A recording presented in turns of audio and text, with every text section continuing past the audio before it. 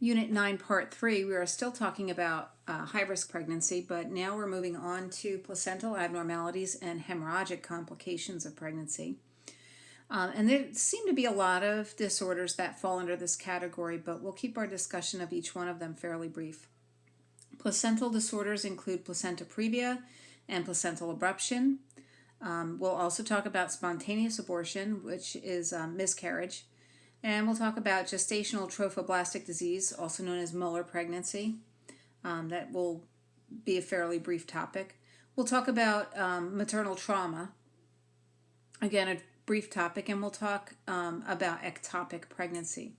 And under spontaneous abortion, we will also cover incompetent cervix, even though it sort of spans the category of spontaneous abortion and preterm delivery. We'll cover that, and we'll cover the treatment for that, which is mostly cerclage. First condition that we're going to talk about when we talk about disorders of the placenta is placenta previa. I've got a picture here of the different types of placenta previa. Placenta previa happens in about 1 in 300 pregnancies that progress to delivery, and it occurs, the placenta will either be near or covering the cervical os. We don't really know what causes it, but the incidence is on the rise mostly because of previous cesarean sections, and any type of uterine surgery can predispose you to that, including more than 3 terminations. So any uterine surgery, including removal of fibroids, previous cesarean delivery, abortions. Older moms can have more placenta previa, so over 35 years. Any uterine anomalies, your fibroids, endometriosis, endometritis. For some reason, cigarette smoking is associated as a risk factor. But really, there's nothing you can do to prevent your risk of placenta previa. What we can do as healthcare providers is try and prevent the first cesarean. But that's sort of a different discussion. Anyway, there are 4 major classifications of placenta previa. There is a complete previa, and you can see that right here, and blow it up a little bit. And here. That's your complete previa. And it's just what the picture shows. The placenta covers, it goes right over that os. And as you can see, I mean, imagine that cervix, it starts out closed. As it starts to dilate, what's going to happen as the lower uterine segment moves? You're going to have that bleeding. And then we have partial placenta previa, and that's where the placenta partially covers the internal os of the cervix. Marginal, the edge of the placenta comes very close to the cervix and may cause excessive bleeding. And you'll get like almost a marginal. The edges of the placenta will lift up, and then you have a low-lying placenta, which is truly not placenta previa. On ultrasound, it can look like a placenta previa, but very often a low-lying placenta early in pregnancy will sort of migrate as the uterus expands. So how do we know that we have a placenta previa? It's a very serious condition, and we'll talk about the risks to mom and baby. But the assessment finding that you're going to find most often is painless, bright red bleeding. So as that cervix maybe opens a little bit, or as things shift, that placenta will start to separate a little bit, and you'll get massive hemorrhage if it continues. But it is painless. It isn't like an abruption, and it is bright red. It's not old blood. It is fresh red bleeding. Remember, you're covering the cervical os. So the blood that comes out is going to be bright red. So that's usually what you see. When you see it is typically near the end of the 2nd trimester or somewhere in the 3rd.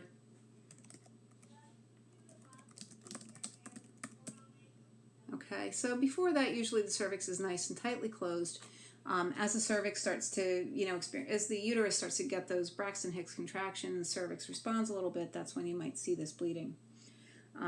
Usually the first episode is like a warning sign. You know what, let me give this first thing a star, because I think that's kind of important to know.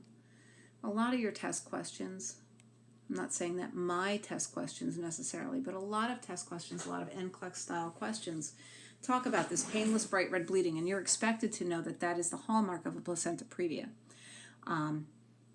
But something that is good to know is that the first episode usually isn't life-threatening.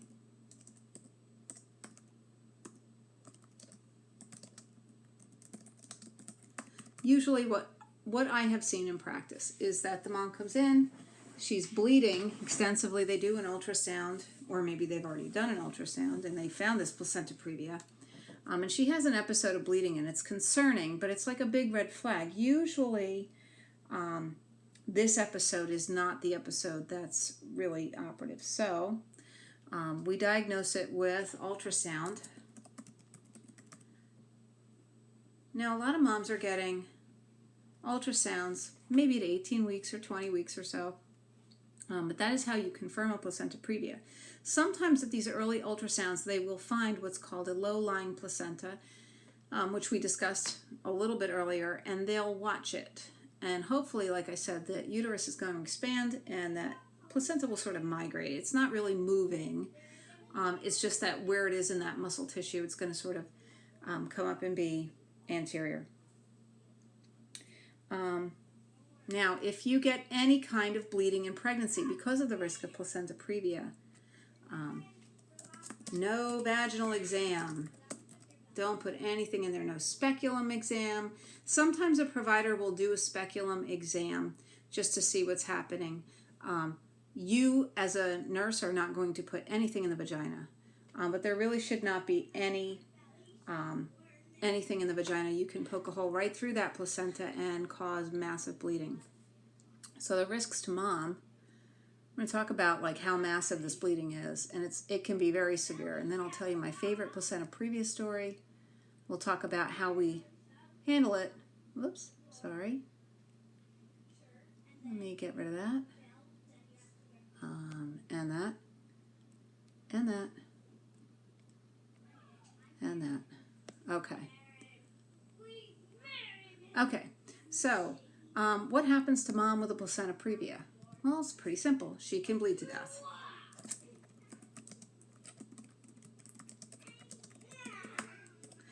In as little as 8 to 10 minutes, this mom can bleed to death painlessly. And the classic presentation, mom wakes up in a pool of blood, and hopefully we can get her to a center where we can, like I said, that first episode is usually not as concerning. And of course, if mom is hemorrhaging, we get fetal anemia. We can eventually exsanguinate both of our patients there. And then we talk about the risks to the baby. We know what mom is at risk for. She's at risk for dying from hemorrhage. But even in the best case scenarios, we might have a preterm delivery.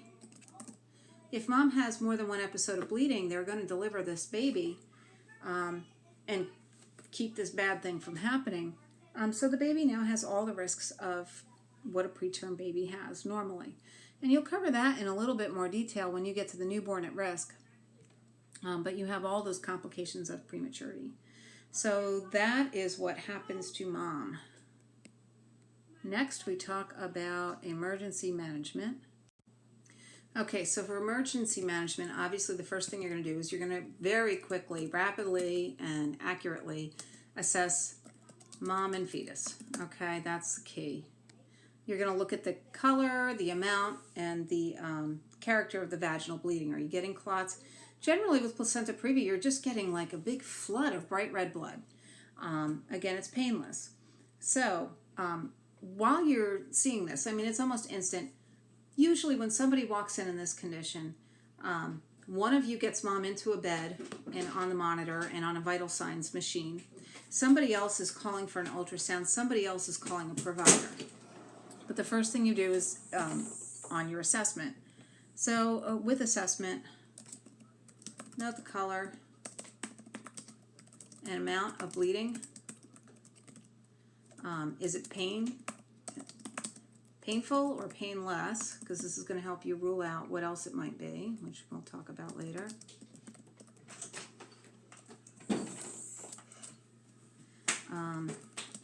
What are mom's vitals? And I'm going to call your attention to something that we talked about very early on in pregnancy. Remember that mom has excess circulating volume. And remember what I told you, that by the time mom's blood pressure is low and her heart rate is tachy, you have lost a significant amount of blood. So you need to know how far behind the 8 ball you are with this. So if you have a mom whose blood pressure is less than 90/60, or her pulse is more than 120 beats per minute,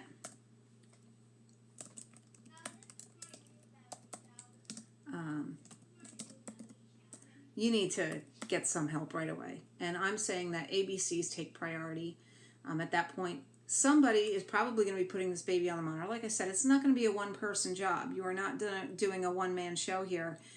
Your colleagues are supposed to be helping you. But your priority intervention, if you have vital signs deterioration, and let's discuss what that means, or heart rate greater than 120, and we'll say greater than or equal to.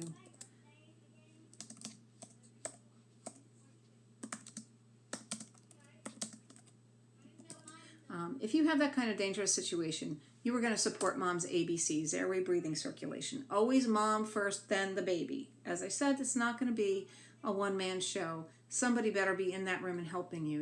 You have to get help. You see that much blood, you need to respond. And if your vital signs are that bad, you need to respond. Okay, so if you have those abnormal vital signs, my next step would be get large bore access. Preferably more than one, because if you have to run medications through one and blood through the other, at this point, if we're really worried about mom, we might even get anesthesia just to let them know what's going on. But that would be a priority intervention, okay? And while we're talking about assessment, let's talk about fetal heart tones. Now, we have not yet talked about fetal monitoring. That is going to be its own little video. It'll be between antepartum and labor, because that's kind of where it fits. We use fetal monitoring in antepartum to determine the well-being of the fetus, to make decisions about whether or not to continue a pregnancy or whether to intervene. But we use electronic fetal monitoring in labor almost in every single case. It's not 100%. Some women give birth at home without any monitoring. But if we're looking at fetal heart tones, we want to see a reassuring pattern. We'll define what reassuring means. But when you're looking at priorities for care, this is pretty much it. You're going to get bed rest. Even before you do anything else. If you see that much bleeding, you're not letting mom out of bed. Your doc or at this point, they're really not a good candidate for midwifery care. But your provider will write orders. Sometimes, if it's just the first episode of bleeding, they are going to order bed rest with bathroom privileges. And that's more typical of what I've seen. Some docs are very conservative. They get very spooked by this. They will have strict bed rest, and you'll be putting this mom on a bedpan. Sometimes we get them orders for commode, but bed rest with bathroom privileges is the most typical order. Okay, so once you have stabilized mom, let's say she's no longer bleeding, or her vital signs are within normal limits, you've got that large bore access, you've got good fetal heart tones, we'll talk about sort of the routine care of a patient who is receiving expectant management for placenta previa. Remember, I told you that,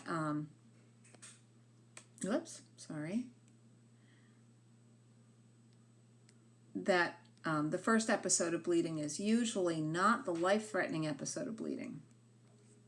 So what we will try to do is stabilize mom and buy that baby a little more time, especially if that baby is not close to term. Okay, so let's talk about nursing care. Okay, so with your nursing care, maintain IV access. If that woman has a HEP lock, you are flushing that HEP lock, and you're making sure that if it blows, you are ready to start another one. If she's a bad stick, protect that IV with your life. She needs IV access because the next episode of bleeding could be the one that exsanguinates her, and you do not want to be the nurse that was responsible for not having an IV in. Again, we're talking about bed rest. most times with bathroom privileges. If we suspect we're going to have to deliver this baby at preterm, we're going to give steroids, your betamethasone, which is a corticosteroid, for fetal lung maturity. We're going to talk a little bit more about preterm labor when we talk about labor at risk. I thought it would fit better with antepartum, but your syllabus has it with that, and we have more time allotted for it there, so that's when we're going to do it. But steroids are used whenever you anticipate preterm delivery for fetal lung maturity. We might give magnesium sulfate. Now, this is a second use of mag. When I started OB nursing, we used a lot of mag for preterm labor because it had that calming effect on the smooth muscle of the uterus. So we could use it as a tocolytic. It is no longer recommended. Tocolysis is sort of a controversial topic now. There really has not been any proven benefit to maintaining tocolytic therapy over a long period of time. Generally speaking, what they want to do now is stabilize mom for 24 to 48 hours to get in steroids and mag, and the mag is for the fetal neuroprotection. It has shown a protective effect against intracranial hemorrhage, and also against cerebral palsy. So we want to get that magnesium sulfate. Now, some protocols will say 24 hours and some will say 48. It depends on where you work. But we do the same kind of magnesium that we do for preeclampsia, which you learned about in the last video, and that is usually, typically, your mileage may vary if you work at a different place with a different doctor. Typically what we see is the 4-gram bolus over 20 minutes followed by 2 grams an hour. Sometimes it's 1 gram an hour. It's all kind of up to the provider and depends a little bit on the mom's response. So that is something else that we would do. And we monitor frequently for bleeding.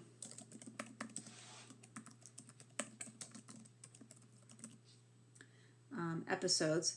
And we also have to educate this mom so that she knows that even a little bit of spotting needs to be reported.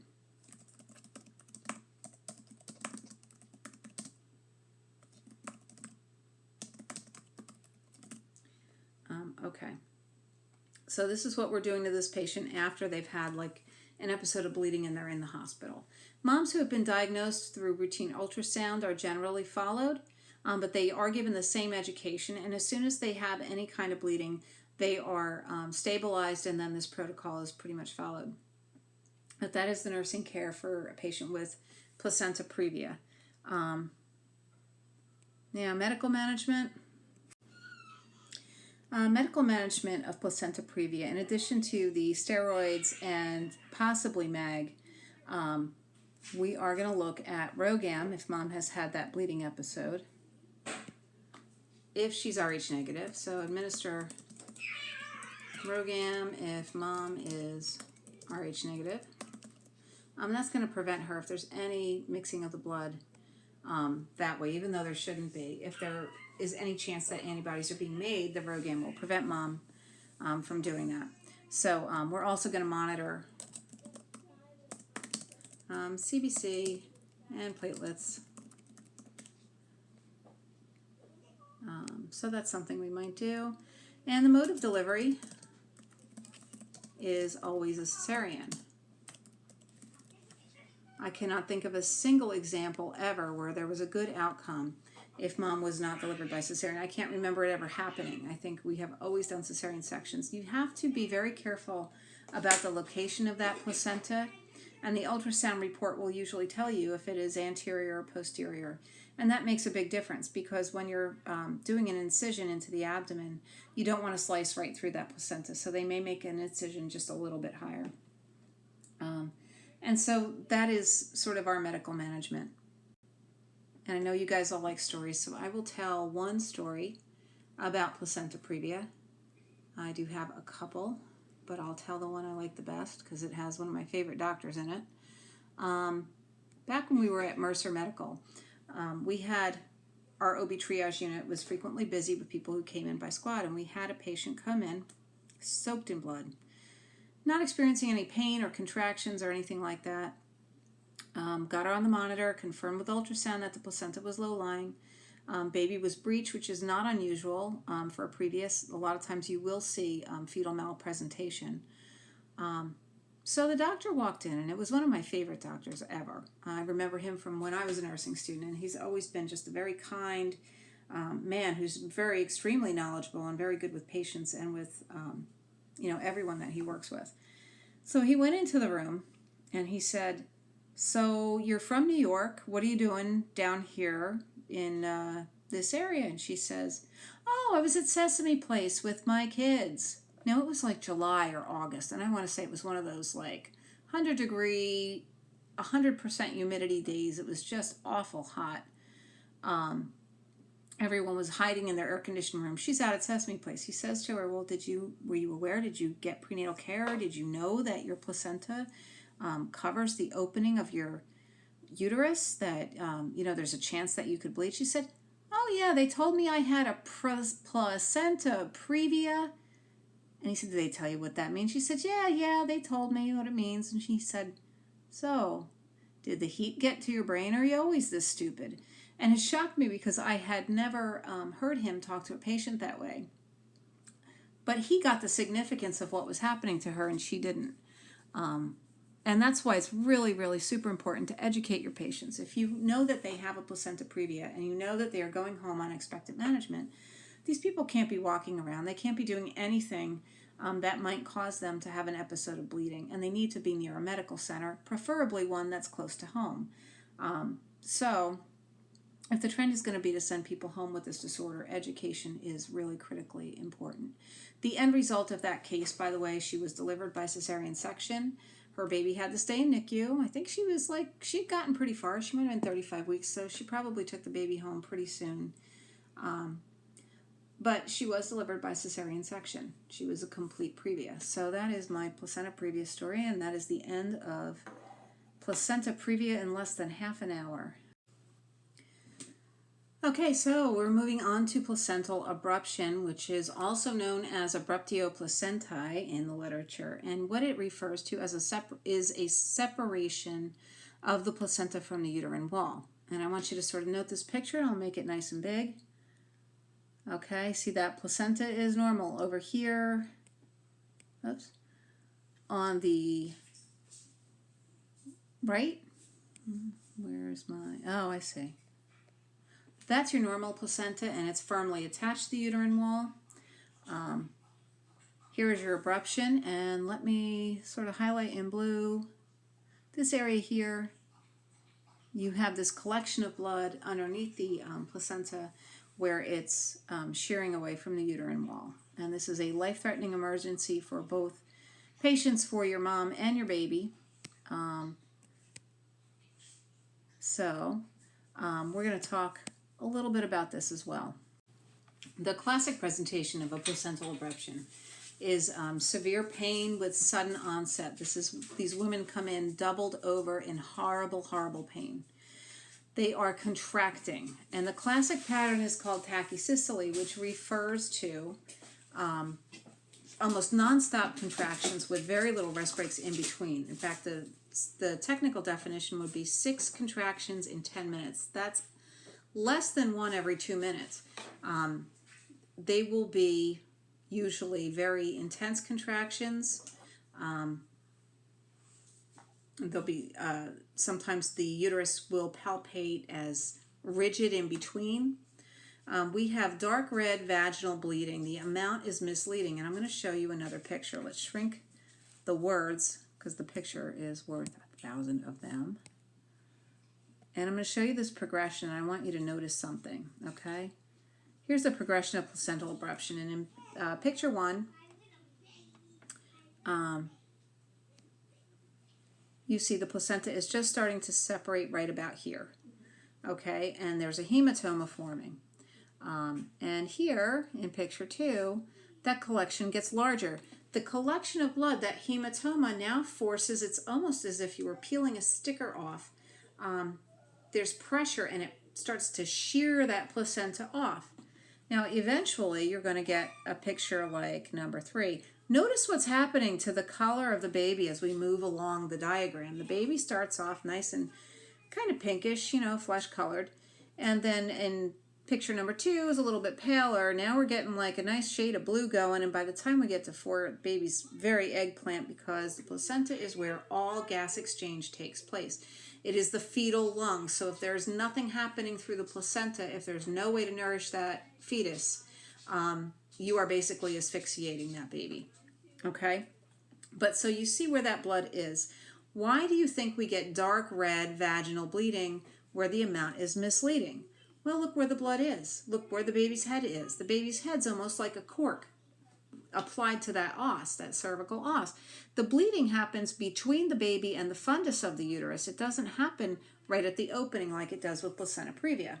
So that's how you can tell the difference between an abruption and a previa. With the placenta, you're getting bright red, painless bleeding. With an abruption, you are getting intensely painful. It hurts to have a placenta shear away from you, and your uterus gets very irritable and clamps down. The blood is all kind of up behind the baby in the uterus, and it is making that abruption worse. And by the time you have a complete abruption, you have a baby who is in severe distress and probably not going to have a very good prognosis. I can now get rid of that, all my little marks. Okay, so that is why you have that dark vaginal bleeding. And that is why you might not get the big buckets full of blood. Mom might still exsanguinate very quickly and rapidly. And the signs and symptoms of that shock, again, it's the same as any patient in shock. So, sorry, let me change color so you can see it better. And you guys should be old hat at this. Oh boy. You should know the signs and symptoms of hypovolemia. It's not unique to pregnancy. Anytime you have hemorrhagic shock, you are going to get hypotension, tachycardia. You may get elevated temperature.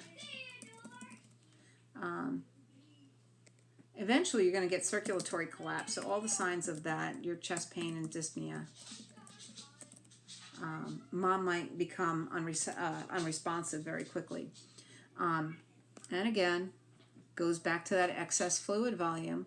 Mom has excess fluid. It's going to support her until she loses a lot of blood. So by the time you're seeing changes in the vital signs, this is a serious, serious situation. And it's not like placenta previa where the first episode is benign. If your placenta is detaching from the uterus, you have a very serious situation. Now, there are grades of it. And that can sometimes influence decision-making for a little bit. But let's start talking about who gets placental abruption or who is at risk for it. Your book mentions previous history of placental abruption. And certainly that can happen, although many cases of placental abruption don't have any previous history. The big one that I can think of off the top of my head are the hypertensive disorders of pregnancy. And this refers to both the chronic hypertension and preeclampsia, and especially with your chronic superimposed preeclampsia. And the reason for that is that endothelial dysfunction, that vasospasm. Think of those little vessels in the placenta, all those maternal blood vessels like rubber bands that get pulled and snap back and pulled and snap back with every episode of hypertension. That vasospasm makes them constrict and then they expand, and they constrict and they expand. And eventually those rubber bands will snap. And when that happens, they can detach from the wall of the uterus and cause all this massive bleeding. So hypertensive disorders are definitely implicated with placental abruption. And so controlling hypertension during pregnancy becomes very important to prevent that. Abdominal trauma. And abdominal trauma happens fairly commonly in pregnancy. Women fall, their center of gravity changes. But some of the saddest cases of abruption that I have seen are from women who have suffered domestic violence. And for some reason, and I just don't understand it myself, but when a woman is targeted for domestic violence in pregnancy, if it's the kind that is escalating or if it's new to the pregnancy, for some reason, the abuser tends to go straight for the pregnant belly. And we've seen cases, people walk in and they've got boot-shaped footprints, bruises on their belly. And that obviously will cause the placenta to separate in some cases. So, other causes. We have cocaine, amphetamines, and crystal meth in some parts of the country is very large, and cigarette smoking. And this has a lot of the same mechanism as your hypertensive disorders. They cause this sudden vasoconstriction, and then they go back to normal, and then sudden vasoconstriction, they go back to normal. In the example of cocaine, we had a lot of placental abruptions, I want to say, in the early part of the 2000 to 2010 decade, before heroin took over as drug of choice in this area. We had a lot of moms who were abusing cocaine, smoking crack, and that was sort of the big risk. And you'd see this at about 26 weeks, the placenta finally just couldn't take it anymore. And it didn't have to be a daily use or whatever. That really rapid vasoconstriction that happens with cocaine causes that shearing of the vessels away from the placenta. So those are some other causes. Preterm rupture of membranes is another cause. Something is, when the membranes rupture, you have the chance of actually also rupturing the placenta. It is not common following preterm rupture of membranes. It is a risk factor, but I would not automatically link those two things in my head the way that I would hypertension, trauma, cocaine, cigarettes, thrombophilia. Your book lists that, and any uterine anomalies. And the thrombophilia, that's, you have thrombocytes that want to kind of stick together and clump, and so you can get these little collections, like hematomas under the placenta. It's not, I wouldn't say like one of the top 3 choices, but any kind of uterine anomalies or fibroids. And the reason for that, obviously, you have sort of a mechanical obstruction to the placenta, and that can weaken its attachment.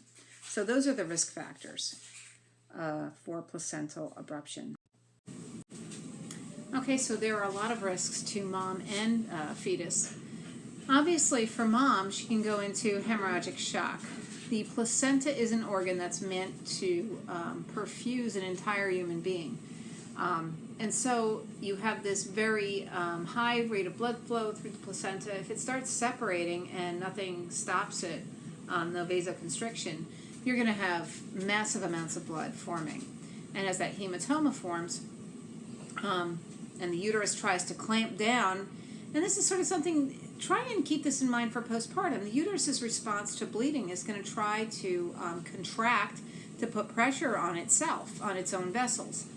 But it's really not an effective means of hemostasis when you have, a fetus that you can't, you can only contract so much. That's why mom goes into that tachysystole pattern. That's why you don't get rest in between contractions.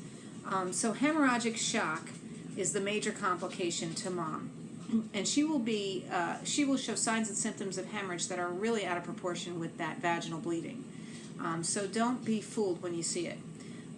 DIC, disseminated intravascular coagulation. And you guys should remember this from heme.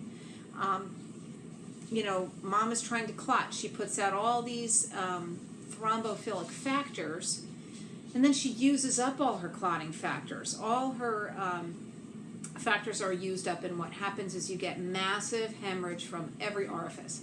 And I told you guys I had 2 DIC stories, and one of them ended very badly, and we'll discuss that when we talk about premature rupture of membranes. And the other one had a happier ending. I'm not sure it was an entirely happy ending, but this mom came in, no prenatal care.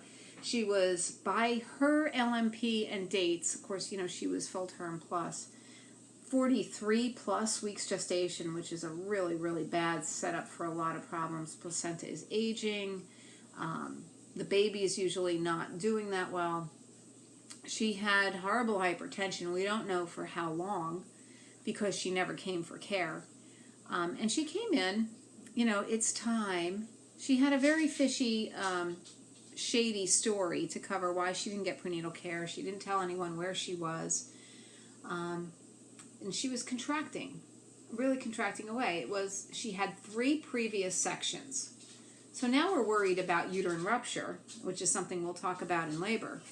But after about 45 minutes of fetal monitoring, and we knew we were going to section her, we just didn't know when, her water breaks for thick pea soup type meconium fluid. At that point, her baby's heart rate started to go way down. We had a bradycardia that lasted, I want to say, maybe that baby started going down.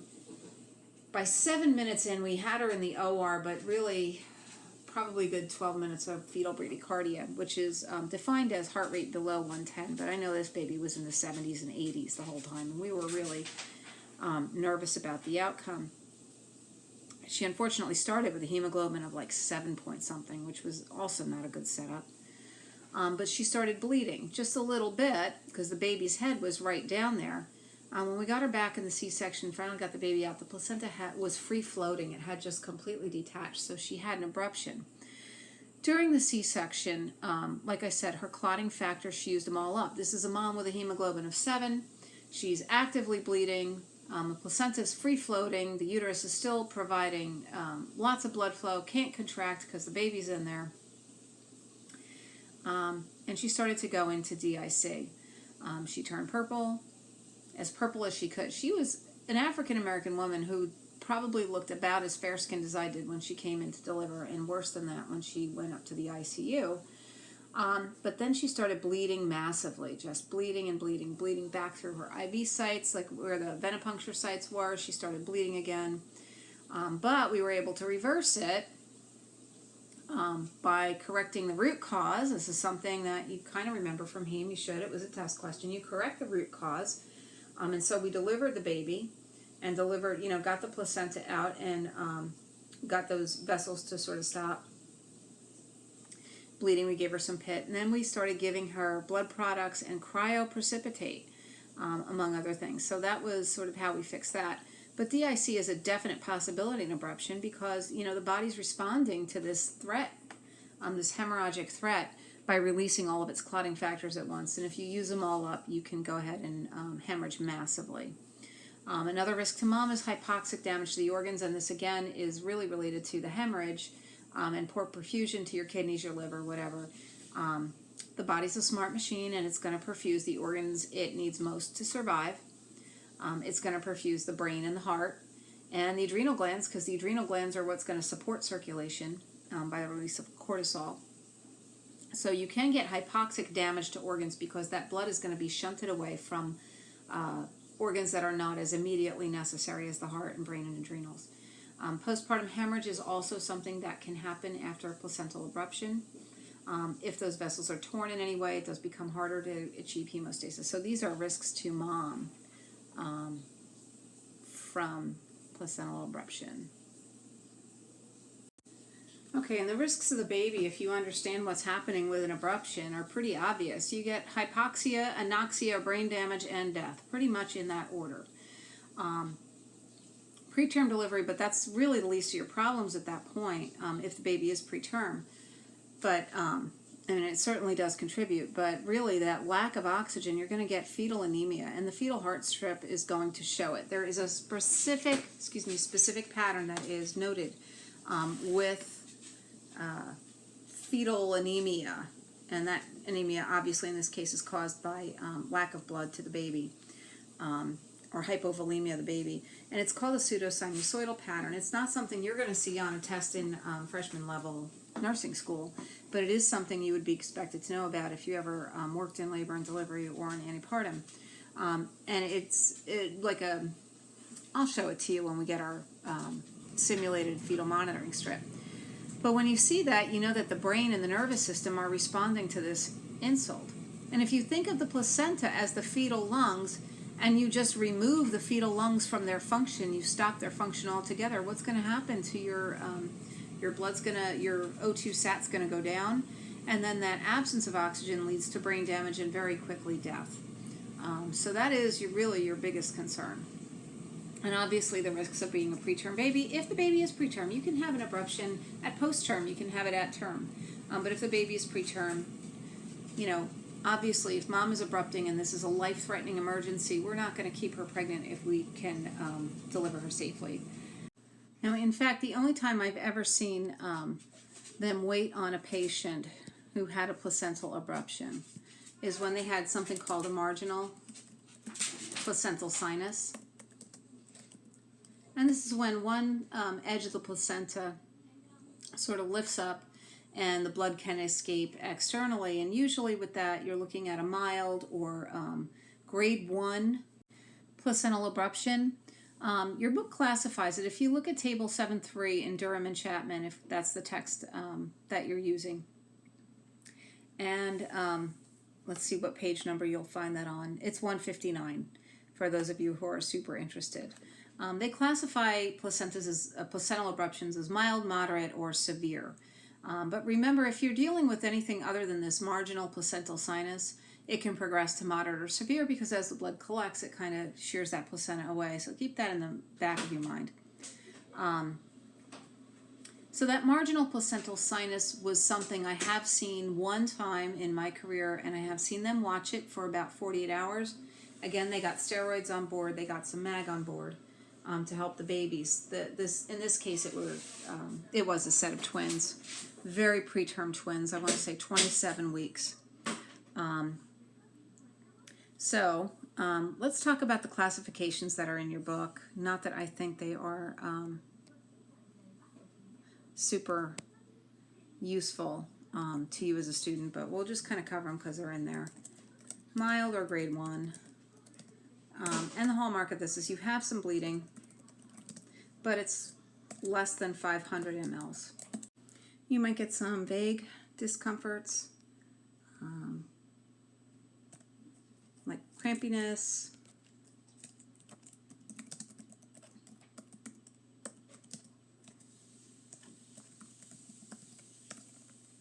backache. Mom is complaining she's really not getting that uterine tenderness to palpation, and the uterus isn't irritable. It's not starting to contract. It's not doing that little dance of like, oh, stop the bleeding. So these things aren't happening. And in terms of like laboratory evaluation, fibrinogen is still normal. You're going to see 450 or more. Oops, sorry. Fibrinogen is typically elevated in pregnancy. So when we start seeing patients go into DIC, their fibrinogen drops. It starts out maybe between 150 and 300, and then it'll get less than 150 as the condition worsens. But if you have normal fibrinogen, you're still looking at a mild or grade 1 placenta abruption. And with a grade 1, you're still looking at a normal fetal heart. Sorry.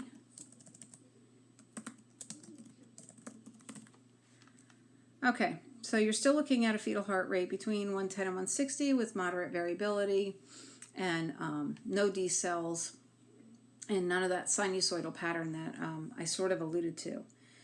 As you get into grade 1, grade 2, and again, this is not super useful to you as a nursing student. So with grade 2 and grade 3, placental abruption, these are moderate to severe abruptions. You have more extensive blood loss.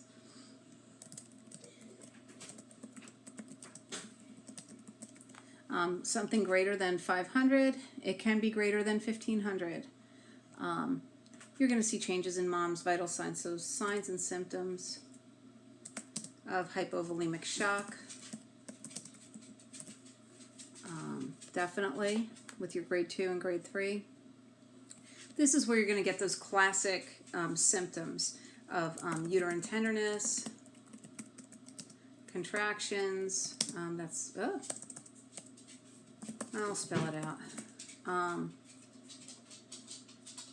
And you're going to get your more ominous fetal heart rate patterns.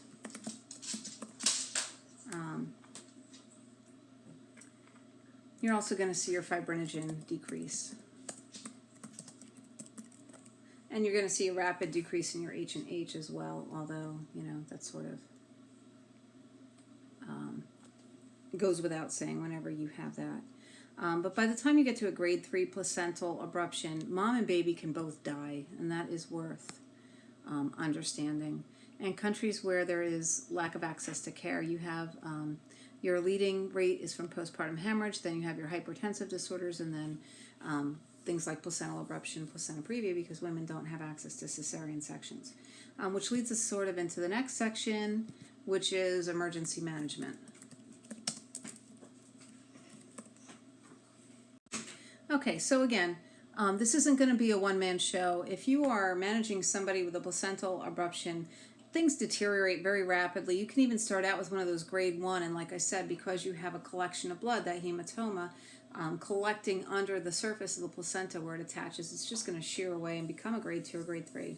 Our priority is going to be monitoring and supporting maternal circulation. So if you get a test question and it has to do with priorities, what is the nurse's first priority? Now, truthfully, because it's not a one-man show, you're going to be doing a lot of things simultaneously, and they're all going to be super important. But if you had to make a choice between what's most important and what's less important, mom's airway, breathing, circulation takes precedence over everything, and that is always true, unless mom is basically imminently dying and you're doing a post-mortem C-section. But almost every single time, and certainly on the NCLEX and on an exam for your class, monitoring and supporting maternal circulation is going to be your number one priority. Restoring blood loss. And this might be a situation where you have to use like a massive transfusion protocol. Massive transfusion is more than just blood products and crystallized fluids, which is how we used to manage a lot of this stuff. But massive transfusion also replaces clotting factors, which is important because, again, mom is at risk for DIC. She's losing blood faster than you're replacing it, and she's losing clotting factors along with it. I went to one conference where the doctor stood up and he said, well, if you're losing whole blood, you need to be replacing whole blood. And that might not apply for your person with a chronic slow bleed, but certainly when you have a person who is like hemorrhaging, bleeding out right in front of you, you want to restore all the blood products, because if you don't restore the clotting factors, they're never going to clot, and as fast as you're replacing that blood, they are losing it. And again, I'm going back a number of years to the other case of DIC. I know they gave her 17 units of packed red cells, and I don't know how many bags. I think they would have had to pick through the trash because they had stopped counting and stopped doing I&O. They only knew the blood products because they had to get the slips from the blood bank. So they were able to go back and decide that it was 17 units of packed red cells. I don't think they were giving any kind of platelets. I don't think they were giving any cryoprecipitate or FFPs or anything like that. But as fast as they were putting that blood in, she was losing it. Monitoring the fetal status. Sorry. Keep in mind that lots of babies die from abruption. I think one of my first days on the job in maternity, I had a postpartum mom, baby was in NICU, they were getting ready to remove ventilator support. The baby had become so anoxic, waiting for delivery and waiting for resolution of that abruption, that the baby was in danger of dying. And so you're monitoring fetal status while you're doing all of this. And again, hopefully you and your, 5 best friends are in that room. One person's putting a cuff on, one person's getting, 2 18 gauge or high, bigger IVs into this person. One person is calling the doctor. One person is, maybe reassuring the family. You're getting everything done. One person's monitoring that fetus. Hopefully you're not in there by yourself trying to do everything at once, because that's when things get really tricky. So that you're monitoring laboratory values, including coag status and H&H.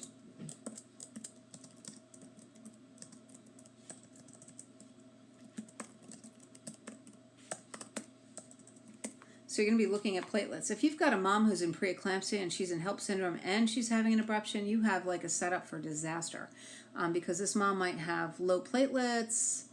She's got already kidneys that are not doing well. She's already got a liver that's not functioning. Now she's got blood loss, massive blood loss, that's compromising those organs and organ systems further. She might have, a decreased perfusion to the brain, and the brain already has cerebral edema. You're looking at a really bad situation, particularly if her platelets are low. So you're going to be looking at that. And really, the number one thing that the nurse is going to be doing, you cannot perform the delivery, but you can try and expedite it.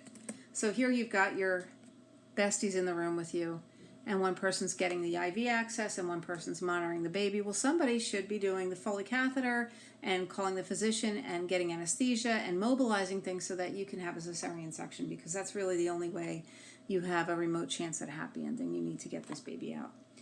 Sometimes babies will deliver vaginally with an abruption if mom is Foley. Again, we have that irritable uterus that's trying to contract on top of a baby. It could spit that kid out. But this is your emergency management. Now, your book goes into a few things that you would do after stabilization of the maternal fetal unit. Again, if you've got a real placental abruption, it's going to be emergency medical management until delivery. But if you have that marginal placental sinus and you're watching and waiting and you're giving steroids, they say tocolysis may be considered. My experience has been that you can try that, but if that uterus is really super irritable, you're really not going to succeed. People do contract right through MAG if they have to. They contract through the other agents that we use. And so that's really not the absolute best course of action. And after the emergency is handled, generally through cesarean delivery, your care for that mom is going to be approximately the same as it would be for any C-section mom, except for you're really going to look at replacing whatever hemoglobin they've lost, either through blood transfusions, which is the most likely scenario, or sometimes they use a venifer. It depends on what mom started with and what she ended up with. But after the emergency is over, it's post-cesarean care. Baby's probably going to NICU. We'll talk about NICU support. That would be another family-based intervention for maternity care. And you're going to be replacing blood, or replacing blood, basically. You're looking at getting that H&H back up. One word about the diagnosis of placental abruption is that ultrasound is not a terribly reliable tool for it. It cannot always rule out a placental abruption. Very often you really don't see a collection of blood. What it will show up on ultrasound as, it will look like fluid, and sometimes you'll see the placenta and there's fluid, but it's not really a definitive test. So you're going by clinical signs and symptoms. And most often the decision-making factor is either going to be that mom is shocky or that baby is shocky. And usually baby will show the signs on the monitor before mom's vital signs decrease. Again, her excess fluid volume is going to support her vitals until she can't anymore. But that baby is going to show absolute signs of distress. And you're going to be calling a C-section for that reason. And that's usually where they'll pretty much confirm that placenta has abrupted. So that is as much as I can tell you about placental abruption in roughly a half an hour. So the only other thing that we have to talk about is placenta accreta in terms of the placental abnormalities. And these disorders, placenta accreta, increta, and percreta, let's get rid of this placental abruption because we're done talking about that.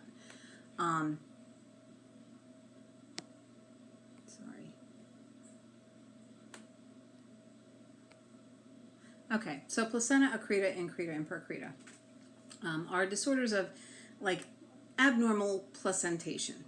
And what happens is the placenta sort of invades the myometrium, which is the muscle layer. So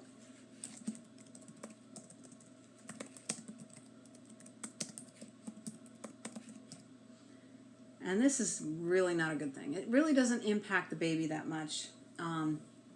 This placenta will perfuse the baby perfectly normally. Baby will grow. It is really a maternal risk factor. Because the placenta was made to be a disposable organ. What happens in an accreta or an increta or a percreta, and these are all basically variations of accreta. It sort of describes the degree of invasion into that muscle wall. So with accreta, you get a placenta that invades beyond the normal boundary, and it goes into the muscle wall. It doesn't go all the way through. Increta, Those trophoblasts, remember in the beginning we talked about the trophoblasts. The baby sort of contributes to this placenta, and they're these little fingers, and they secrete chemicals, and they invade the endometrium. They go into the myometrium. So the accreta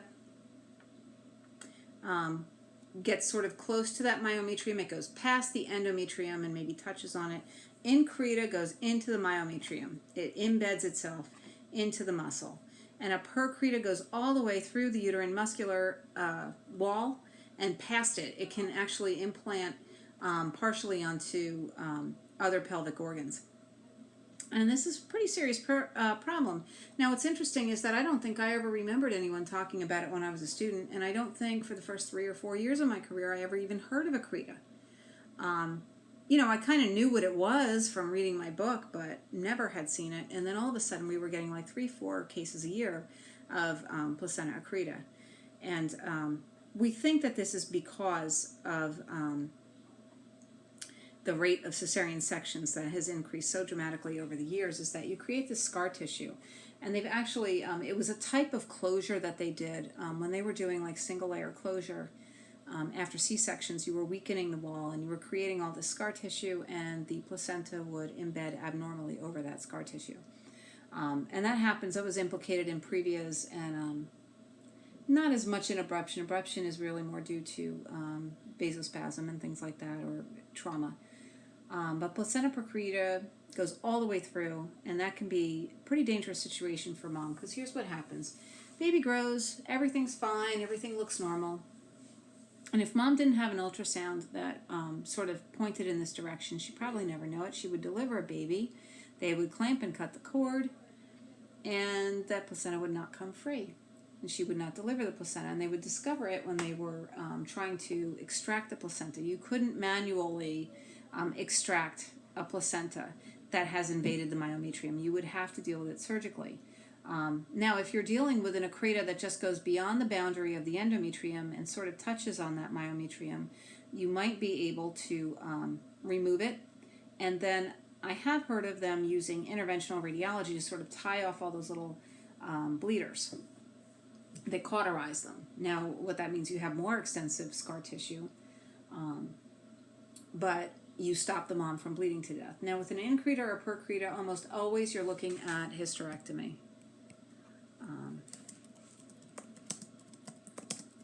I'll just write this little note.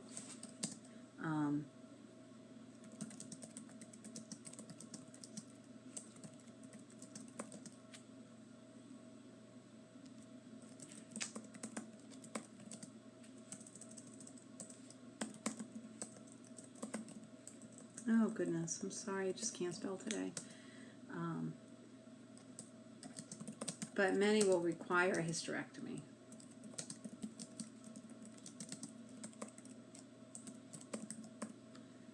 Okay. So that is really all the pathophysiology with placenta accreta, increta, percreta. This is just a disorder of abnormal placentation, and typically after it happens, mom's not able to bear children anymore, because even with the cauterization of vessels, she doesn't have a uterus that's really conducive to implantation of a future baby. Could happen, but not likely. And the hysterectomy is obviously an absolute reason that she won't be able to have any more kids. So those are your big placental disorders. That covers your previa, your abruption, and your placenta accreta. So we're continuing our discussion of the hemorrhagic disorders of pregnancy, and under that category comes spontaneous abortion, which is defined as the spontaneous loss of a pregnancy before 20 weeks gestation. After 20 weeks, it's considered a stillbirth, but before 20 weeks, it is considered spontaneous abortion. So there are a few different categories that your book has, and if you are reading Durham and Chapman, which is the text that was recommended in spring of 2016. On page 162, there's a table 7.4, which talks about all these different categories. And you can take a look at it if you want to. But we look at different types of spontaneous abortion. There is a threatened abortion, which is when mom starts cramping and spotting, but has not expelled the products of conception. Half of these pregnancies will abort, and half of them will continue we have a closed cervix, we have a soft, non-tender uterus, and really for a threatened abortion, there's not a lot you can do for mom, except tell her to rest, although, to be honest, the effectiveness of that is limited. But that is what a threatened abortion is. Again, 50% of them will continue, but 50% of them will not. They will end in a spontaneous abortion. You have inevitable abortion, and this is when the pregnancy is being lost. The cervix is dilated. There is rupture of membranes. There is heavy vaginal bleeding, and you will have cramping and contractions. Generally speaking, for this mom, if she's really bleeding or she has pain or, really she needs a little help, they'll do a D&C. And that's a surgical procedure usually done under general anesthesia. Next, we have incomplete abortion. And this is when the fragments or products of conception are retained. And so mom has bled, she's passed a little tissue, she has crampiness and contractions. But for this mom, there are some products left behind, and because she's at risk for bleeding, we really want to go ahead and do the D&C and remove all the products of conception. A complete abortion, and I'm sorry, I see that that's misspelled, so I'll fix that. A complete abortion is when mom expels all of the products of conception, and sometimes you will see mom bring in the conceptus. You'll see like an 8-week fetus or something like that, or something embryonic. But basically, this mom is not at risk for increased bleeding, so it's just supportive care. We're not really doing a lot. We might enroll her in a program like Resolve Through Sharing, which will help her with psychosocial aspects of a spontaneous abortion. But really, there's not necessarily a lot of medical intervention that needs to happen for that. There are septic abortions, and these occur when there is infection of the uterus along with the miscarriage. And you will have foul-smelling discharge. You might have a temperature. But if this mom has any products that are left behind, they need to be evacuated, and she may need to be treated with antibiotics. Typically, they will be IV antibiotics, at least for a few days. She might go home MPO. Recurrent spontaneous abortion is 3 or more. Successive pregnancies. So if mom delivers a baby in between, it doesn't count. But this is a mom who really needs to be worked up for hormonal factors, possible immunologic factors, and this is a lot of times this is one of the types of infertility that you can see as a recurrent spontaneous abortion. Missed abortion happens when the embryo or fetus ceases to grow, doesn't have a heartbeat, and yet all of the products of conception are retained. And mom isn't bleeding, but eventually she's going to have to pass all of those products of conception. So they might schedule her for a D&C or D&E. They call it dilatation and evacuation. Now I realize that a few times I've referred to a term that you might not be familiar with, so let's kind of go over this. A D&C is not something you need to know extensively about at this point, but it stands for dilatation and curettage. And curettage refers to the type of scalpel or instrument that they use. It's a really sharp object that they sort of place in through the cervix, and they scrape the uterus. So that's a D&C. D&E is also a term that you might not know, but it is something you might see. So I'll put it up there real brief. That's your dilatation and evacuation. So you might see either of those terms on a patient's chart. That's what they mean, that you're dilating the cervix and you're getting rid of everything that's in it. If it says D&C, you know that they used a curette, which is a sharp knife.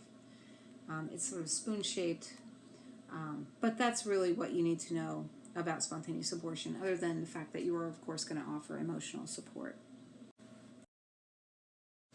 So we're going to take a brief detour into maternal trauma, and maternal trauma is the leading cause of maternal death in this country. Basically, the two most common types are abdominal trauma.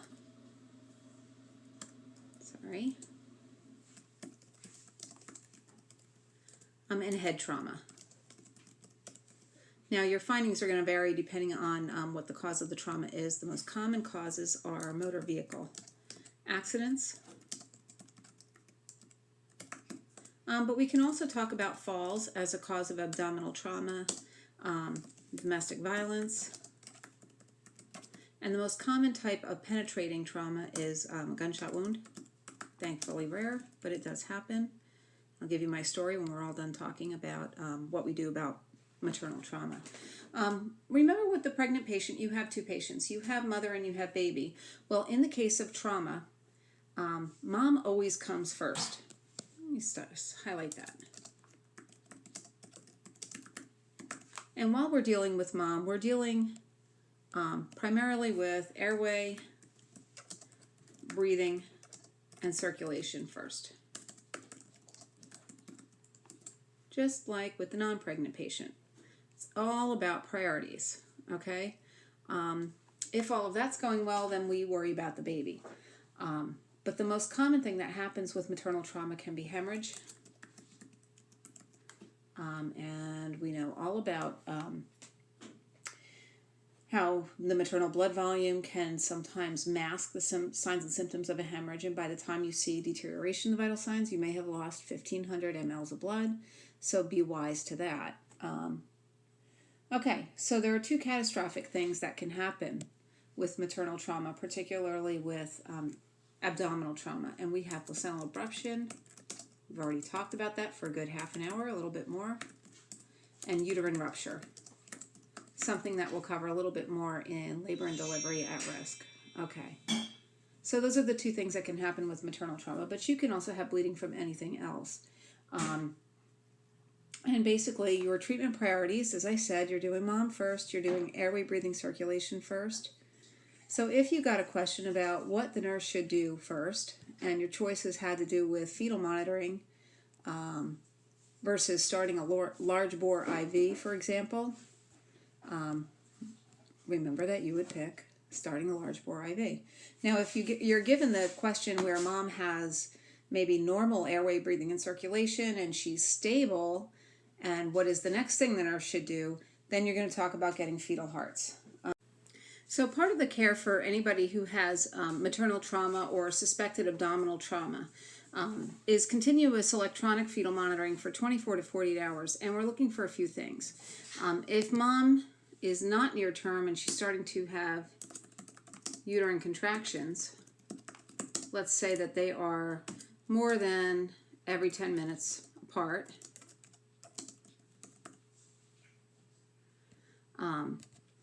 we're looking at possibly a placental abruption. Remember that uterus gets irritable because it wants to clamp down and control bleeding, okay? So we're looking at that monitor for uterine contractions. We are also assessing fetal heart rate. And even though we are prioritizing mom, it's important to get the fetal heart rate. And I'll tell you, sometimes we talked about how mom's vital signs can stay stable even when she's losing a lot of blood. Baby's vital signs don't always. And so I guess the best way to put this is that the baby is almost, and it sounds bad when you say it, but they're almost a disposable end organ. That the body will sort of prioritize things so that it sustains itself and not the pregnancy. So changes in the fetal heart rate pattern often are the first indicator that mom's in trouble. So if mom is bleeding and we don't see it, we're going to see those changes on the fetal heart rate monitor. So it's important for two reasons. We want to save the baby if we can, but the baby will also tell us a lot about mom's status before her own vital signs will crash. So that is part of the protocol for caring for a pregnant woman who has sustained trauma. And we'll put that up here, and we're going to add to it. We're going to go on. Another thing that we do is a Kleinhauer. It's called the Kleinhauer-Beck screen. It's also called the fetal index. And it searches for like fetal blood in maternal serum. So it is a serum, it's a blood test that we do on mom. And if it's a positive screen, then we know that there has been some leaking of fetal blood into circulation. So that is one of the things that we would do. Another thing that we might do is an ultrasound. But ultrasounds really don't always pick up on a placental abruption, and they won't really show you a uterine rupture. You want to assess mom's uterus by palpation. If it's rigid, if it's what they call board-like, that's like one of those key words, a board-like abdomen that is tender to palpation. And by that I don't mean, ooh, that feels funny. I mean, ow, get your hands off me. That's a sign of uterine rupture. So that's something that we want to look at. And I'll give you sort of one of my famous little stories. And this one, actually, there's a student who was there for this. One of my last days, I think it was my last day at Regional Medical Center, we got a phone call. We had been very, very slow. They were diverting all of the patients over to Hopewell. And we had had a census of like 0 for I don't know how many days. And we were sort of sitting there. Everybody was a little depressed because we liked our unit and we didn't want it to close. And we knew it was inevitable. And we were getting ready to move on. And we get this call and it's like 6:45 p.m. We're all getting ready to go home at 7. And they said, okay, we need your team downstairs in the emergency room. We have a 26-weeker coming in, gunshot wound to the abdomen. At the time, we were told that it was twins. And we're like, come on now, you're joking. There's no way. No way. You're just, playing with maternity because we're leaving in a couple days. And they said, I swear to you, we're not. We got the call from the squad. She's on her way in. We have an ETA of 10 minutes. Okay. So we called NICU. And NICU said, no way, you're kidding. We're like, really, we're not. We need to be down there now. You need a warmer and you need stuff to resuscitate, 26-week twins. So they got their stuff together. We got our stuff together. We all went downstairs. We're all sort of, standing by. And this woman is wheeled in. And our report had been somewhat inaccurate. She was not shot in the abdomen. She was shot in the leg. She came in with an IO intraosseous line, which was interesting because I had never seen that before. You don't get to see that much on maternity. But the trauma surgeon was there first. And what he had said to us before she even was wheeled into the bay was, I go first. And we were like, yeah, no problem. And I remember my friend Jen was standing there with the ultrasound, the fetal heart monitor in one hand. And we all kind of hung back. And when they did their head-to-toe assessment and they determined that she was stable enough, they let her go and get her fetal heart rate. And we got that fetal heart rate check. And we knew we had, some time to play with. Turned out Mom was like 30 weeks. She, it was sort of a longer story. But the basic bottom line was, I go first. That was the trauma doctor saying, I'm going to deal with Mom. You get to deal with the baby when I say you can. And we all agreed. That was just, kind of how it happens. But that's my maternal trauma story. Okay, so our next area of content, we have gestational trophoblastic disease. This is a short topic. It's very uncommon. It's also called molar pregnancy or hydatidiform mole, and it is like a growth of the trophoblast. And it is a non-viable pregnancy, as you can see from the picture on the right-hand side of the screen. Let's kind of take a look at that. It looks like a cluster of grapes, or they call it a snowstorm pattern when you look at it on ultrasound. And it is like a proliferation of undifferentiated cells. The trophoblast cells develop sort of into this mass. If you have an embryo, the embryo does not survive. And I'll tell you, my understanding, we've had a few cases of this. Sometimes you will get, it's usually an abnormal chromosomal pattern that starts it off anyway. Usually we'll get either 23 chromosomes, meaning that one cell, either the ovum or the sperm, has no chromosomal material, or you get 3 sets of each chromosome. So you have 69 chromosomes altogether, and that's because one of the chromosomes doesn't have one of the chromosomes doesn't have a haploid number of cells or chromosomes. It has the whole 46. So you'll get a normal sperm or normal egg, and then you'll have an abnormal, with all of the genetic material.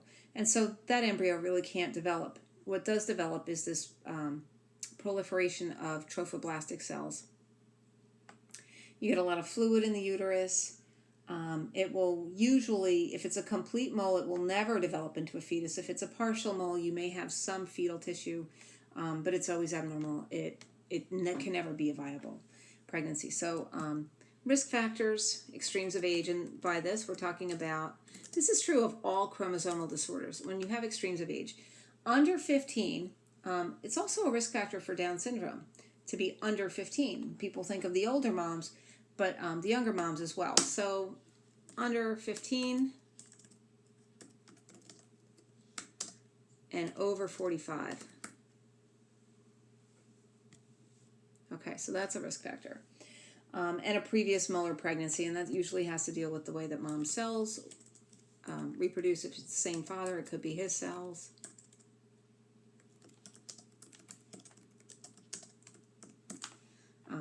GTD there means gestational trophoblastic disease. And what you'll find is all the signs and symptoms of a pregnancy: your absence of menstruation, amenorrhea. You'll get the nausea and vomiting. It might even be more severe than what you would have in the typical or average pregnancy. You'll have uterine bleeding sometimes. There are all these little vesicles in the uterus, and sometimes they rupture and cause a little bit of bleeding. It can be spotting. You can get hemorrhage, but more often you're just getting a little bit of bleeding. The uterus enlarges.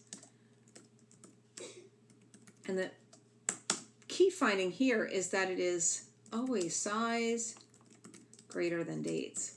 It grows much faster and much larger than what you would expect. And sometimes you'll get expulsion of tissue. And it would be like that trophoblastic tissue. Now, how do we diagnose it? Typically with ultrasound. And I think I alluded to this. Snowstorm pattern. It looks like just a lot of clusters of white material on ultrasound.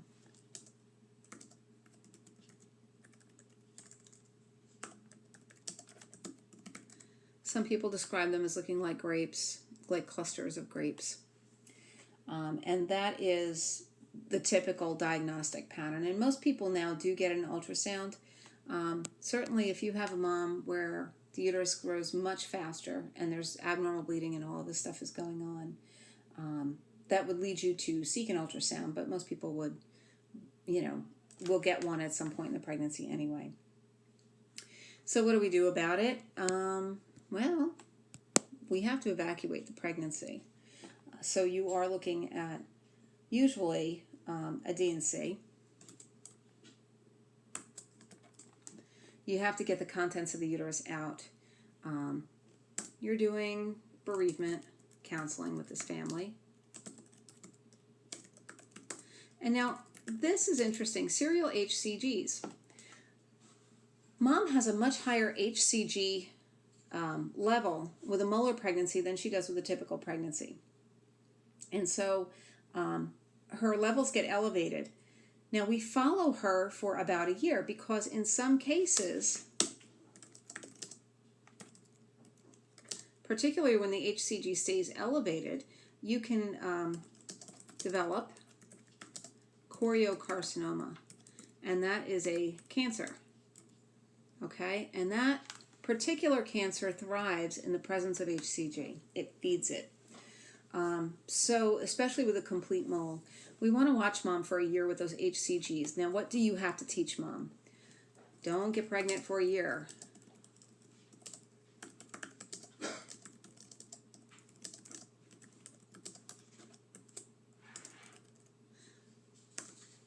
Okay?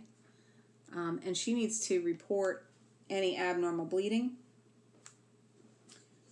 or abdominal pain, any symptoms.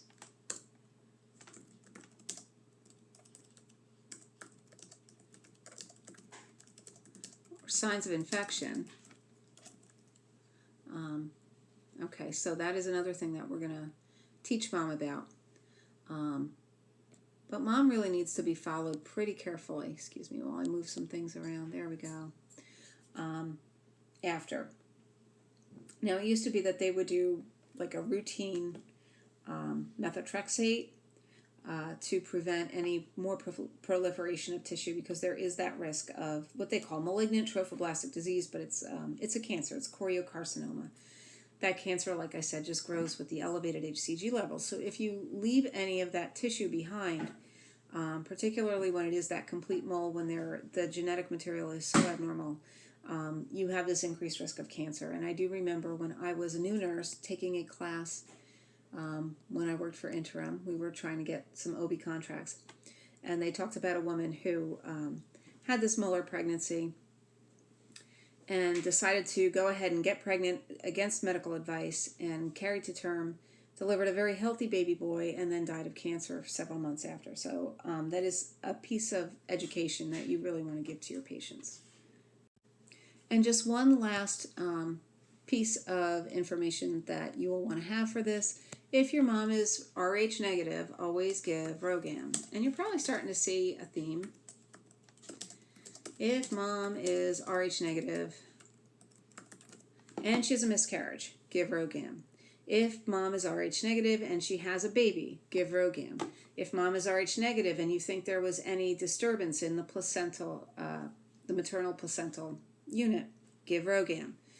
If mom has a molar pregnancy and she's Rh negative, give RhoGAM. When in doubt, give RhoGAM. It does get sticky if mom's a Jehovah's Witness, because they're not allowed to receive any kind of blood fractions. But that is another piece that you should take home with you. The next item on our agenda is ectopic pregnancy. An ectopic pregnancy is defined as a pregnancy that implants outside the uterus. The most likely site is in the fallopian tube, and that accounts for 95% of ectopic pregnancies, but they can occur elsewhere. I'm going to blow up this picture. They can be in the ovary.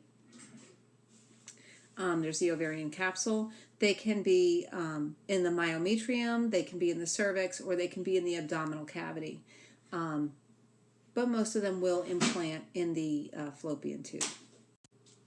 The risk factors for ectopic pregnancy include anything that damages or scars the tubes, the fallopian tubes, and this would include pelvic inflammatory disease. It's probably the most common contributory factor in ectopic pregnancy.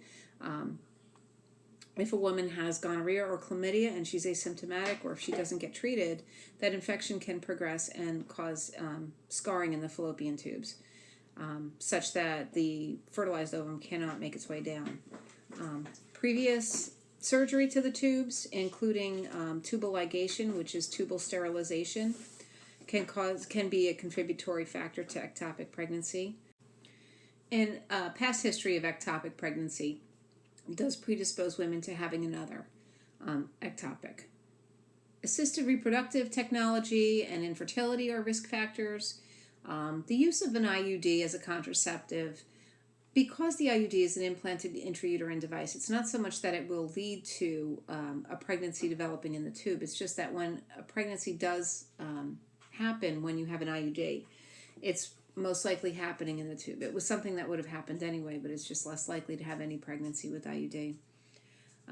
Abdominal adhesions, and if you think about things like endometriosis, which ties into our infertility, our assisted reproduction, endometriosis causes adhesions throughout the abdominal cavity, and these adhesions can pinch off that fallopian tube and occlude it, so that the fertilized ovum does not have a clear path down to the uterus. And smoking, for reasons that I don't clearly understand, is an independent risk factor for ectopic pregnancy.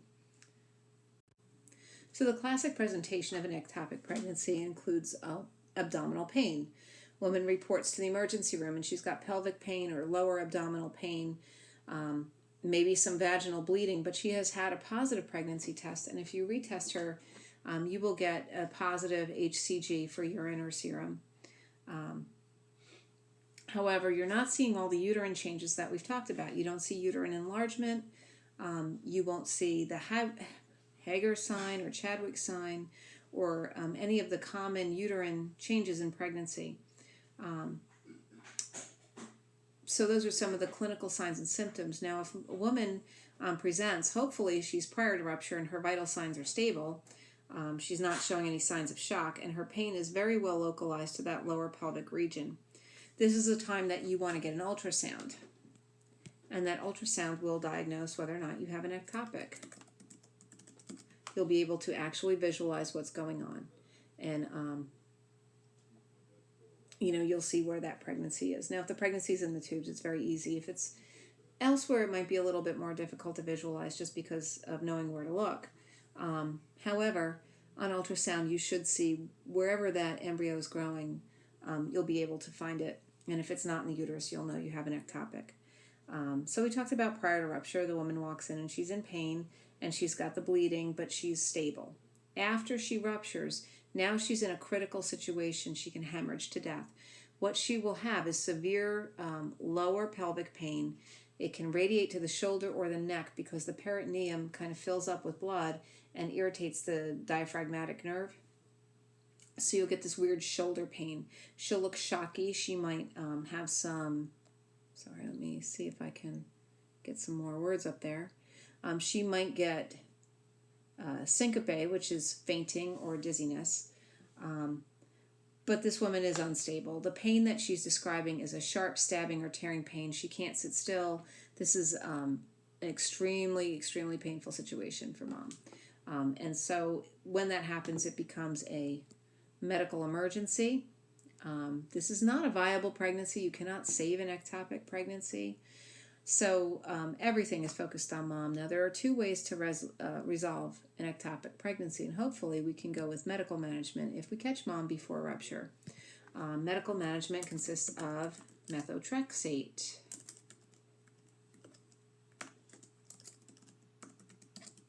And methotrexate is actually a chemo drug that you give to cancer patients, and it stops cell growth. Rapidly dividing cells will no longer be able to divide. So you're going to get GI effects from it.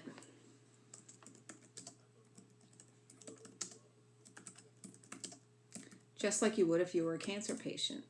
And that's because the cells that line the gastrointestinal system also multiply they're shed and replaced pretty rapidly. So that's the most common. It also can tax the kidneys, so you got to watch it and don't give it with NSAIDs.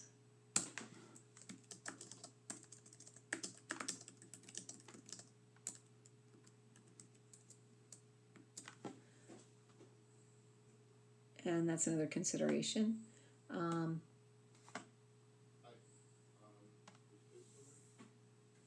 You can get pain for up to 2 to 3 days.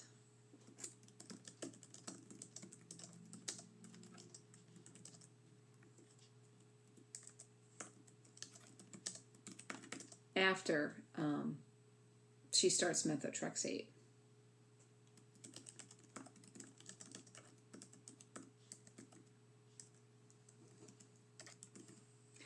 And this is probably due to the fact that the embryo is being aborted and sort of tears away from where that tube was or wherever they've implanted. And so that's the medical treatment. Now, surgical treatment used to be the mainstay of ectopic pregnancy management, and it's still performed.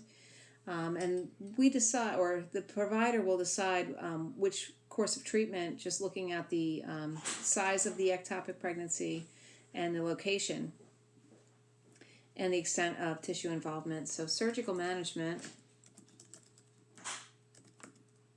is a salpingectomy or removal of the fallopian tube.